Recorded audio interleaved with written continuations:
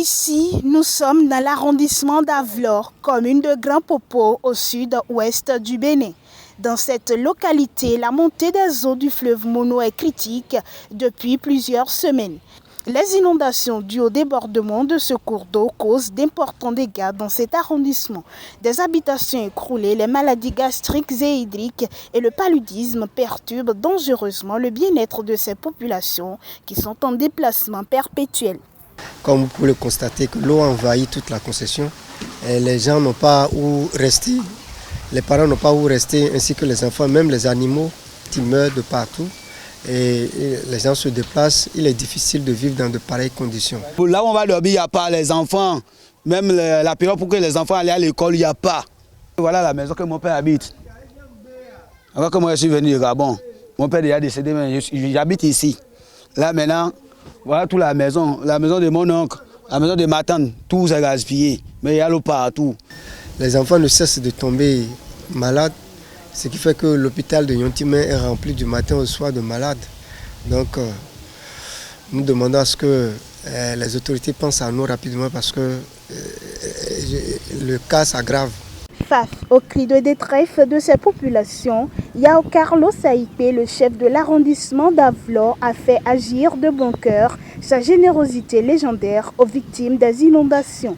Ce mardi 15 juin 2021, il leur a apporté un important lot de vivres, denrées alimentaires, céréales, de médicaments et d'équipements de couchage, le tout pour un montant total de 2 800 000 francs CFA. Je viens donc en père de famille, en secours donc à ces populations-là, qui sont, comme vous le savez, mes parents.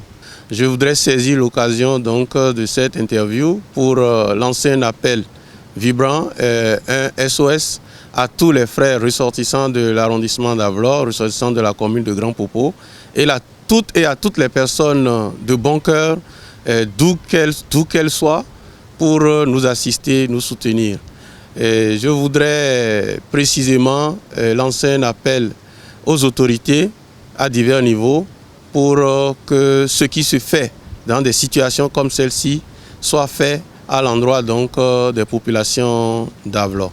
Le chef d'arrondissement d'Avlor a bénéficié dans le cadre de cette opération de dons aux sinistrés du soutien de l'ONG Éco-Bénin et de ressortissants de cette localité.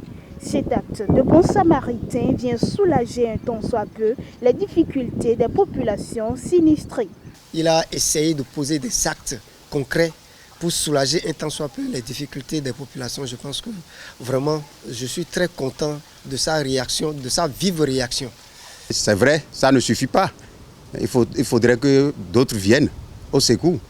Le CEAL seul, une seule main ne peut pas applaudir. Il faudrait que des autorités, les fils du village, les fils de l'arrondissement viennent au secours, comme vient de le faire le CA. Je ne saurais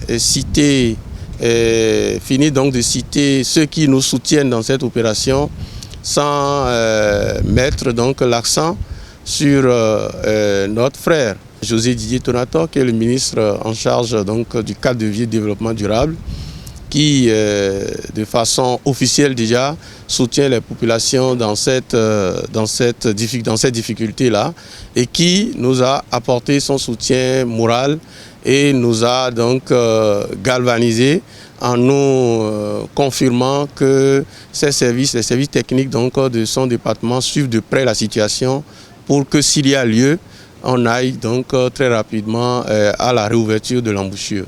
Cette sortie a été aussi l'occasion pour le premier citoyen de l'arrondissement d'Avlor de sensibiliser ses parents sur les bons comportements à observer par les adultes et les conseils à donner aux enfants pendant cette période de crue pour prévenir les accidents dus à l'écroulement permanent des habitations, à la noyade et les maladies liées aux eaux souillées.